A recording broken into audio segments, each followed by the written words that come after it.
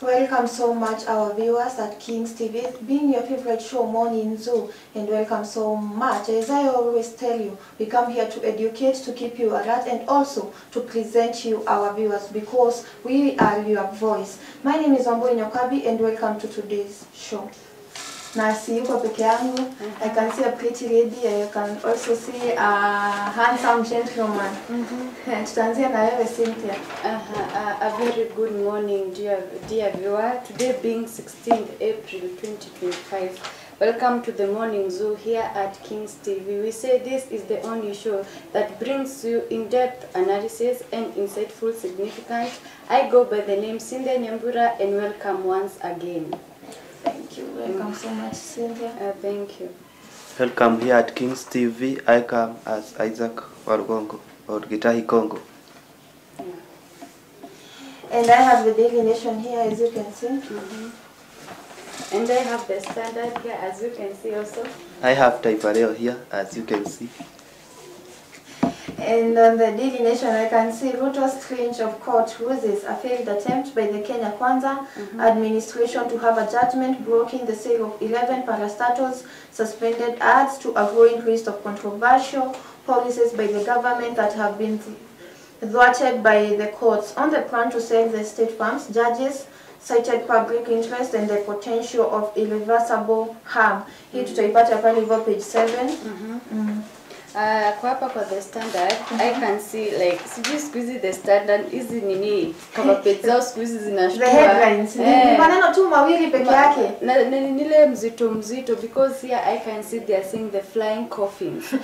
Hiyo tutaipata pale hivyo page 8 na 9. I can also hapa chini naona Kashagwa someone wants to kill me. That's niko kwa hapa hivi kwa page yangu ya the Standard. Tutaipata pia hapa hivi Daily Nation, naona hiyo bado ya Kashagwa iko hapa. Taifa Leo.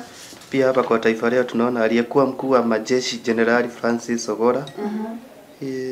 Hapa inasema kuwa helikopta ambayo iliamua mkuu wa majeshi ilimuua mkuu wa majeshi General Francis Ogora na wengine 11 mnamo Aprili 18 last ya mwezi uliopita mwaka uliopita. Ilianguka kutokana na kasoro kwenye injini yake. Hii ni ripoti kutoka Wizara ya Ulinzi imesema. The Standard, the flying coffin. Yet tutaangalia hapa. I want us to look at this story. Ruto regime strange of losses in the courts. I can see President William Ruto's government failed attempt to have a judgment blocking the sale of 11 parastatals, suspended ads to a growing list of controversial policies by the Kenya Kwanza administration thwarted by the courts. The Court of Appeal declined to suspend the judgment that had quashed the Privatization Act of 2023 that had eased the path for the government to unilaterally sell state farms. The court noted that the government had failed to demonstrate how its appeal would be rendered useless without the suspension. Hiyo ni ile story ya Ruto venye anaenda appeal kitu kwa koti inakataliwa. Na sijui ile ya machapo. Bado story ya chapo ilienda aje because juu sawa aliongea kuhusu machapo na bado sijaona machapo. Mjue remember koti ilikataa Ruto anapanga kuuza KICC. Kama mjui. So koti ilimkataza kuuza KICC. Bado inamkubalisha, bado alikataa kuhusu Adani. Adani deals JKIA. So that's why court walikataa. Na serikali ndio maana ukiangalia mambo kuhusu politics. Ndio maana ulikuwa unaona walikuwa wamepanga kumngoa Martha Koome. Yes. But court ikakataa. Najua kuna mtu anajiuliza hapo home what is a parastatal? Parastatal is a state owned corporation or government agency established to provide essential services and drive economic development. They are typically formed under the State Corporation Act 446, which grants them a degree of autonomy. Examples include Kenya Power, Kenya Railways, and the Kenya Ports Authority. That are the examples of parastatals. Na hapa hivi kwa Daily Nation naona an eye review of the Milimani Court. Zimestatiwa hapo kwa Daily Nation. Ni mingi. Yeah, pia hapa hivi kwa the flying coffins. Hapa hivi kwa cover page, wacha nisome hapa waiting to happen. Like sahi like unaona hizo dini zilikuwa zimeletwa na KDF hizo michopa zilikuwa zimeletwa zikiwa 130 but zenye zimebaki ni 27. So ndo maana hapa like they are just waiting to happen. They are just waiting for them to crash because it's something that has been happening. Sasa naona hapa wanasema the defense forces airwing in is free fall their initial probe into the crash that killed General Francis Ogola. I guess walianza uchunguzi after Ogola ashakufa last year October and wenye waliblame ni engine ilifail. Sasa hapo tunaipata pale page 8. Na unakumbuka hizo planes zimetoka Vietnam, zilikuwa zimepata accident Vietnam, zinaletwa. Wananunua kwani government inaweza kufanya nini kitu kuanzia mwanzo hadi mwisho ama tuletee vitu mpya. Unajua tunaambiangwa like Kenya inajulikananga is the dumping site. Kwanza inakujanga sana tukiingililia pale hadi side za Mituba. Tena sasa tumekuja kwa ndege venye zimecrash but sasa watu wanapatikana na 13 million kwa nyumba my friend. Lakini unajua hiyo labda hiyo ya 13 million. Mimi nashindo si ni labda ni nini yake? Salary. Kwani hiyo salary yake kwani wanalipangwa na cash?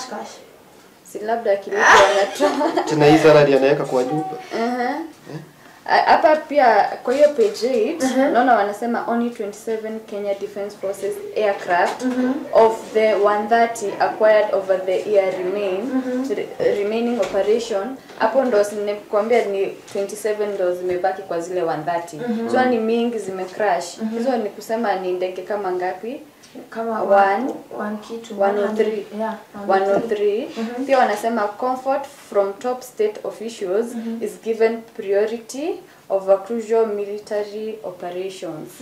Yeah, hapo hiyo story I guess ndo tumesema ikuja after nani Ogola ashakufa. But I guess like ours hizo nini aircraft before zifike Kenya zinafaa kuwa zinachunguzwa. Tusiletee like vitu bonoko. Unaona zinakuja kutulia watu. Ni Kenya ukipata kandege kako hivyo kameanguka kanatengenezwa Kenya unanunua. Pia like tuingie kwa hiyo ya Gachagua nimesikia tu Gachagua I can see it hapa hivi chini death threat assassination tell us about your meetings Kaja answers Gachagua former deputy says security withdrawn and events marred by violence page 6. Pia mimi yangu hapa naiona bado iko page 6 ya Gachagua. Anasema someone want to kill me in a letter list with startling allegations against top security officers. Former Deputy President Rigathi Gachagua has claimed his life is in danger. Yeah, hapa naipata hapa hivi page 6. I can see nani Rigathi Gachagua wrote a letter on 15th April cites his meeting were married with violence. You withdrew my security in a clear scheme and backward conspiracy to make me vulnerable to criminal gangs in cahoots with police and other securities agencies and have been implementing the plan. Mr. Gachagua, who was impeached on October last year, tells the police chief in the letter. Nasema hapa amewithdrawiwa securities wake ili waweze kumuua. Hapa anasema ina hapa hivi page 6 ndo story yake iko. Former deputy says attempts on his life began after his impeachment last year October. He points at planned attacks at his home in Nairobi and Nyeri by individual known to IG. Sasa hapo legacy hii nini after ameimpeachwa last year nini October. The first incident happened pale hivyo Limuru akiwa kwa funeral. Hapo ndo ile siku yenye alipigangwa gari zake zikaharibiwa. Na hiyo haikuanga the last one, ilikuwa the first one. Akaenda tena Nyandarua last month later akaenda huko akaenda akashambuliwa huko.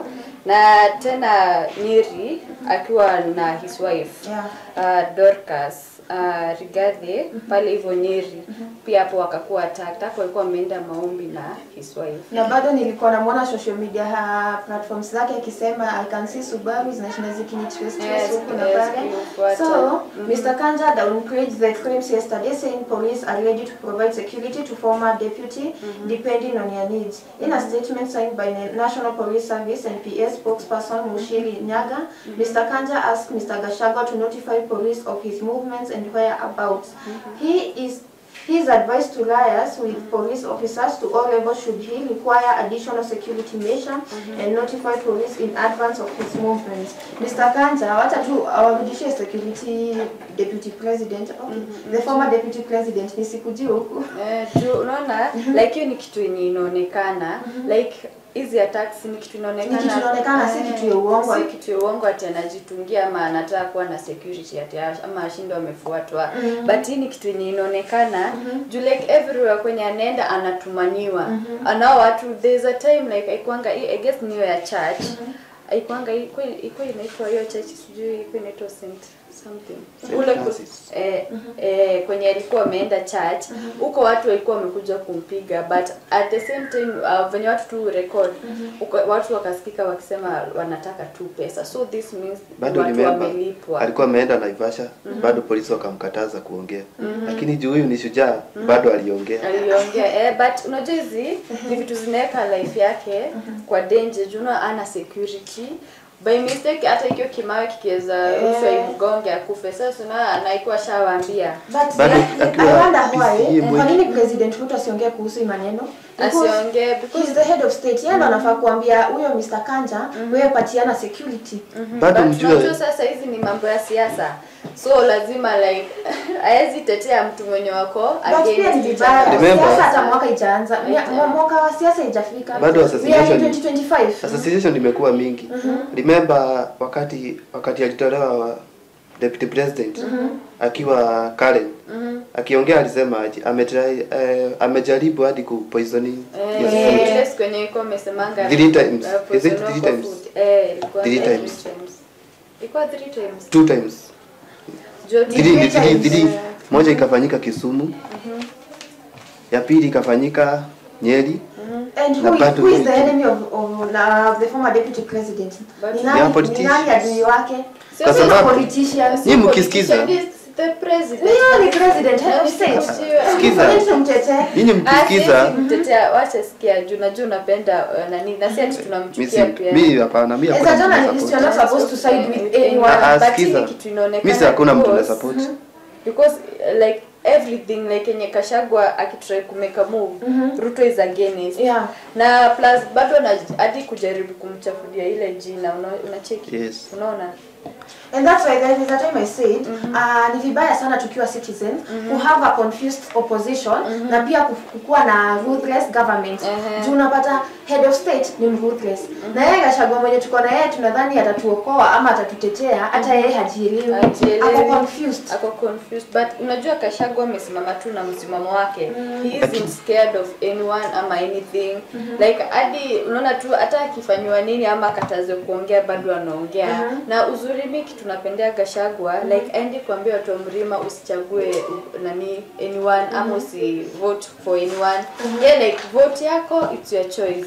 But kitu moja mimi naweza ambia tu outside there ukipewa pesa hiyo pesa kidogo unapewa tuende uwe mtu na sasa karibu mikutano za wenyewe haiwezi kusaidia. Jana Rigathi Gachagua aliongea akiwa mazishi ya mchungaji Joseph Nzora wa kanisa la Jesus Celebration Center eneo la Katarembo hii kwa Machakos County.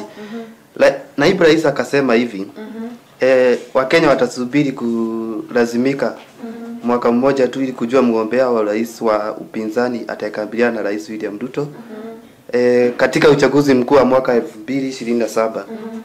Akasema kuwa hata hivyo alionyesha matumaini kwa upinzani utasalia kuungana na utafanikiwa kumuondoa Rais Ruto mamlakani. Remember walisema wameungana na Fred Matiang'i, Eugene Wamalwa, Kalonzo Musyoka na kuna George Natembeya.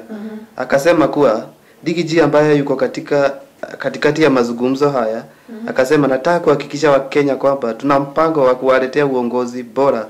Wanajaribu kutugawanya ili kila mmoja aende kivyake lakini sisi si wajinga. Tutabaki pamoja alisema. Lakini William Ruto akiwa pia hiyo Chaparungu huko Bomet County yeye akasema yeye mtihani wa 2027 atapita. Unajua tena unajua na akasema tunashangaza anajipiga kifua lazima atashinda. Juu hata kuna place iko amesema ama mnangoja alale kwa class ya jalala. Ni hapa tu hadi nilikuwa kwa hiyo. Reaching me in 2027 2027 polls will not be a walk in the park. President William Ruto has warned his political rivals that beating him in the 2027 general election will be a tall order. Dr. Ruto said opposition leaders have no alternative development agenda to offer Kenyans, just empty rhetoric.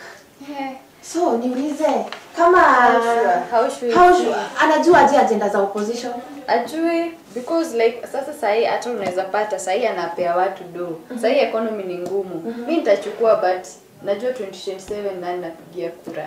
Unaweza kuwa nimekula pesa zako all the way but 2027 ikifika unajipata wewe ndio ulienda home mbele yangu. Na unapata hivyo venye amesema ina raise question kuhusu there was a day he was in Githunguri, is it Githunguri? Akasema mimi mkinitoa mkisema niende nyumbani nitaenda kufanya nini kulisha kuku zangu. Na mkisema nibaki nitabaki. Then hapa anasema ati he wants his political rivals that beating him in the 2027 general election will be a tall order. Hiyo nayo amezinini but tutachili tuone 2027 venye itakuwa but bado ni mapema sahi mambo ya siasa. Sahi maliza kazi yenye tulikupea 5 years hapo pengine tutajua. Mimi naambia. But one thing ni wenye nitaambia citizens kazi haiwezi fanywa sahi na ionekane sahi. There is some time kuna kitu tunatumia yenye Kibaki aliyechanga amefanya. Kuna kitu 2030 ikifika tutakuwa tukitumia yenye Ruto amefanya. So tungoje tu kidogo kidogo. But kitu unaweza sema ni first amalize his 5 years. Aache mambo ya siasa sasa hivi bado tuko 2025 na bado hadi mwaka ijafika nusu. Na pia hata utufanyie kazi na ukose kuua watu hizo abductions iishi hata kama saizi zimereduce. Yes, saizi zimereduce. Kitu sasa iko sana ni accident. I don't know why. Jana tukienda pale hivyo Isaac was saying something. Mimi nilikuwa naambia mkiangalia mtu kama William Ruto, let me tell you. A politician is always a politician. And a leader is a leader. Kama hamjui kitu, William Ruto is a politician. Na hakuna wakati mnaweza expect politician ati afanyie kazi. Politician kila time ni kwa gari juu. Look at a leader. Angalia mtu kama Uhuru Kenyatta. Uhuru Kenyatta was a very good leader. Uhuru Kenyatta nani alikuwa muona kwa gari juu? But honestly, we are not comparing them. Usikujiwe hapa. Tuache nikwambie. Nikulinganisha. Nasemanga hiyo siku ya Uhuru bado watu walikuwa wanampiga. But sai Uhuru is the ex people miss. Yeah. So like tuache nazo Uhuru. I saw a post somewhere. Uhuru was 2022. Uhuru tried to tell the people don't choose Ruto, but they were there accusing him, wakimtusi. Ati mimi naamka mapema kuchoose Ruto. So I saw some people replying to their comments. Saizi uko wapi ukuje tupe maoni? Ati pole, nimesema pole. Sasa tunaona ni the ex people misses. But Uhuru kwenye yako acha tu Uhuru apumzike. Nilikuwa nimesikia kwa gazeti yako ukitaja mambo ya Wamatangi. Wamatangi arrested in 1.7 billion draft crop, million seized in home raid. Kiambu Governor Kimani Wamatangi spent the better part of the day yesterday at the ethics of Kiambu Governor Kimani Wamatangi spent the better part of the day yesterday at the Ethics and Anti-Corruption Commission headquarters responding to questions over alleged financial and procurement irregularities amounting 1.7 billion. Page 2. It's tutaona hapa hivi page 2. Na pia niliona Kimani Wamatangi aliweza kujitetea anasema ati ni other politician are trying to put him down. Wakiambu kwanza isema ni some of the na pesa zenye zilipatikana huko tumeona ni 12 million and 13,000 US dollars. Zikiwa zimekaa tu hivyo. Na mtu anamtetea mimi okay, I'm not siding with him na pia simpingi lakini hizo pesa zote zinafanya nini kwa nyumba? Unajua sasa remember Wamatangi yako kazi pia so you never know kwenye ametoa but unaona uzuri hakuna zile pesa nisikia ni 1 umesema ni 1.7 billion 1.7 billions zenye anakusiwa ameziuse vibaya kwa office ndio but Wamatangi ilienda na Wamatangi ni mtu anafanya kazi first of all ni congratulate kwenye hapo anafanya kazi anafanyia watu wa Kiambu kazi But hata niliona watu wengi walitoka kusema kumtetea. Kwanza alikuwa anasema Wamatangi sio mwizi, Wamatangi anafanya kazi. But alienda huko akajitetea na akatoka. Si ndo alisema ni some of the watu wako kwa government kwa Kiambu wanataka kumnini wanajaribu ndo iko impeached. But akasema na 150 police 150. Yeah. But unajua uzuri hapa wanasema drama as his supporters protest against the move, also targeting county officials. Na sijai by the I guess Wamatangi ni yeye governor wa kwanza kuwa na watu wanaenda kumtetea. Like akienda kupeleka nini watu waikuanga tu hapo hadi akipeleka nini. And I saw some people wakisema Helio mwenye ni mwizi na bado anatufanyia kazi kuliko mwizi na hafanyi kazi, ama alikuwa si mwizi na hatufanyi kazi. Unaona kama pale hivyo kaunti ya Nyandarua pesa huwa zinarudishwa tu, hakuna kitu imefanyiwa, hakuna pesa nasikia zimeibiwa. Sasa nasikia watu wakilalamika wakisema Heli huyo anaiba na anatufanyia kazi. Lakini pia tutaki corruption kwa government. Hatutaki corruption, but kitu moja mimi najuanga wizi lazima. But unajua Betean hata kama sijasema anaiba, Betean anafanya kazi yake vizuri. Juu kama angekuwa anafanya kazi vizuri, pia hao watu supporters wake wangetokea kumtetea, si ndio? Tuone venye kutaenda. Taifa leo ijongelelea mambo ya Wamatangi. Hiyo bado ijongelelea, lakini bado mjua Wamatangi. Wamatangi alisema kuwa kuna politicians ambaye ako kwa serikali alimwambia wewe tutahakikisha tumekuharibia jina. Nilisikia aiko ameongea hiyo kitu jana after ametoka akasema aikoanga amepigiwa simu. Mimi saizi kitu nimefika nikasema mimi ukinikuja kuniambia hivi have the evidence. Unajua saizi kuna maneno mingi unasikia Ruto amesema kuhusu Rigathi amesema kuhusu Ruto na hamna evidence. Hata yeye Wamatangi hana evidence. Ati ndo tumtetee ndo. Lakini alisema atafanya kazi mara mbili. Mwenye anasikia hivi asikie, lakini atahakikisha amefanya kazi mara mbili.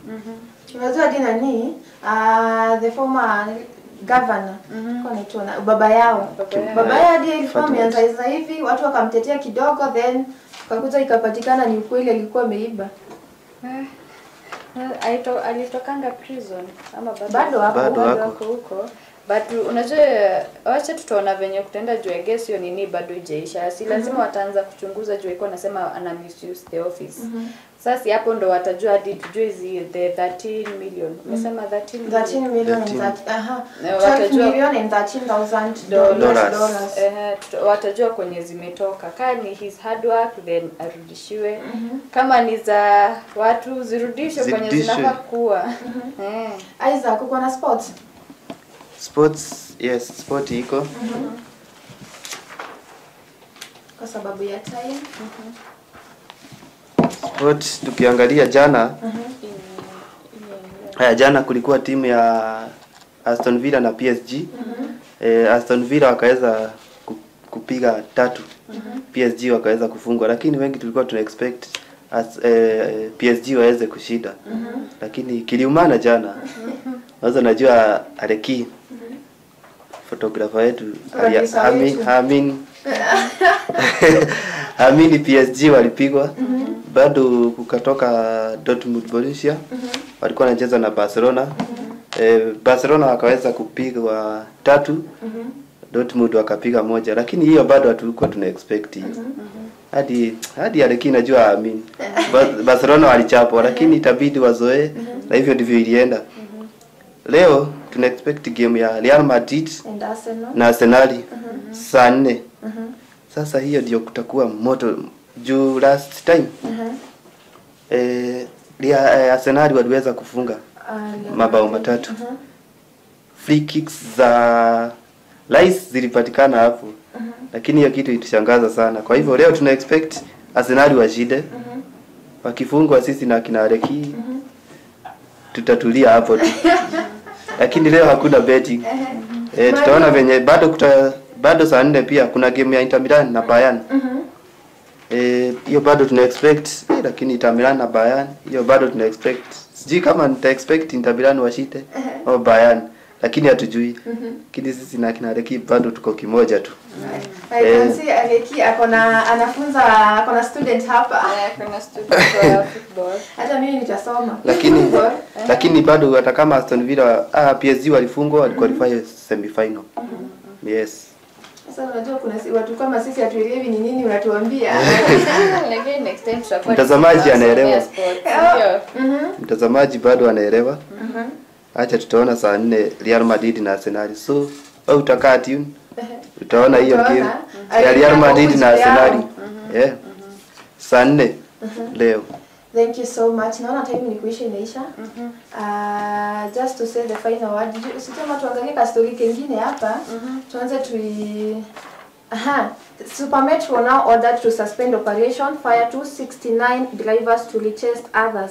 Public transport firm Super Metro has been directed to suspend its operation for at least 3 days, pending compliance with with a series of conditions set by the transport licensing appeals on board. Na historia huyu mwenye aliuliwa juu ya 30 bob ilienda aje? Tusisikii watu wakiongea. The last time I had kulikuanga na witness, alikuanga mzee fulani hapo. Alisema huyo mzee akurushwa, aienda kujishikilia na alikuwa mlevi, hivyo ndo alianguka. Hiyo story ilifika hapo, I guess Tuesday ikiongelelewa tena.